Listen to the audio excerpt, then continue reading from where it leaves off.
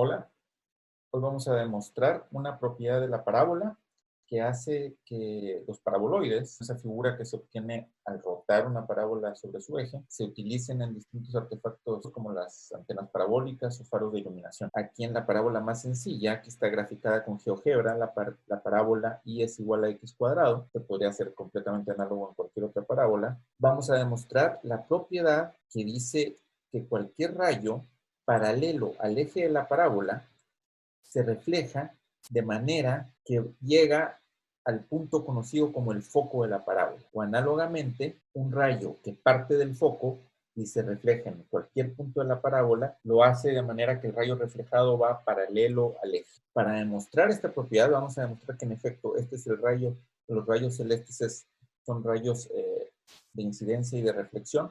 Tenemos que pensar cómo es que se reflejan los rayos. Los rayos de luz se reflejan siguiendo un conocido principio de física que dice que el ángulo de incidencia es igual al ángulo de reflexión. ¿De acuerdo? Esto se debe por la propiedad de los rayos de luz de recorrer el camino más corto. Ahora, como aquí estamos hablando de una curva, bueno, sucede que en una superficie curva los rayos se reflejan de manera que el ángulo de incidencia y el ángulo de reflexión son iguales cuando estos se miden respecto a la recta que se parece más a la curva en un punto dado. Esta recta se conoce como recta tangente. En general, para determinar la recta tangente a una curva se usa la derivada.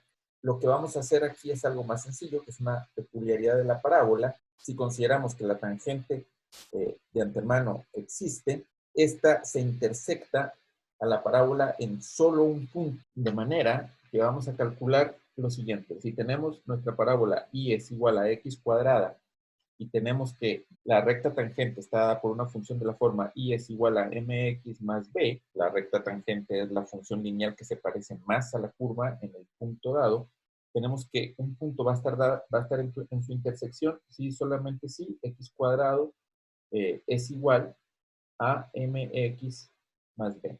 O lo que es lo mismo, si x cuadrado menos mx menos b es igual a 0, lo cual es una ecuación cuadrática. Si de antemano pedimos que en la intersección de ambos esté solo un punto, entonces eso quiere decir que el x0 va a resolver esta ecuación cuadrática y que solo él lo va a resolver.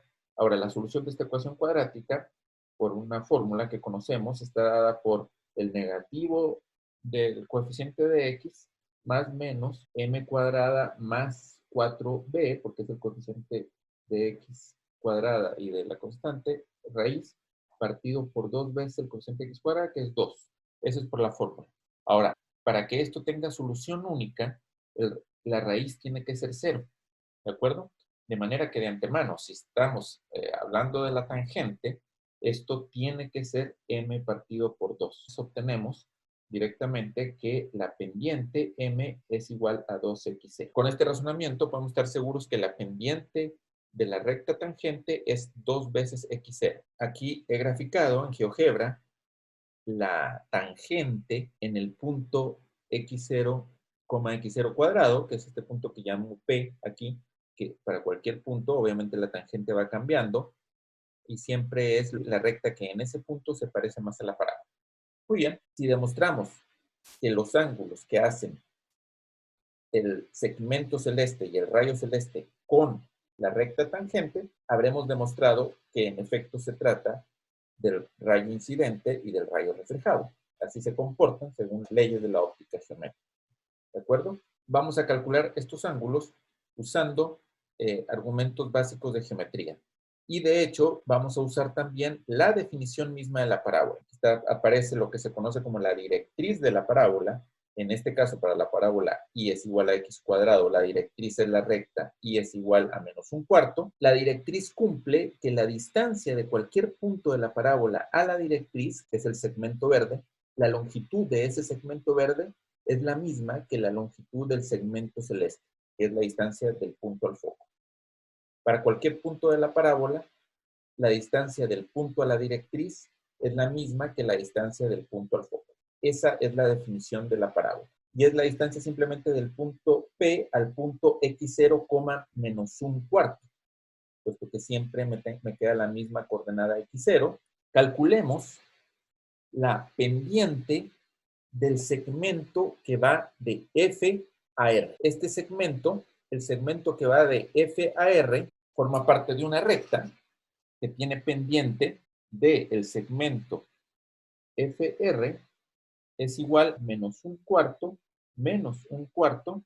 partido por la diferencia de las X, que en este caso es simplemente X0 menos 0.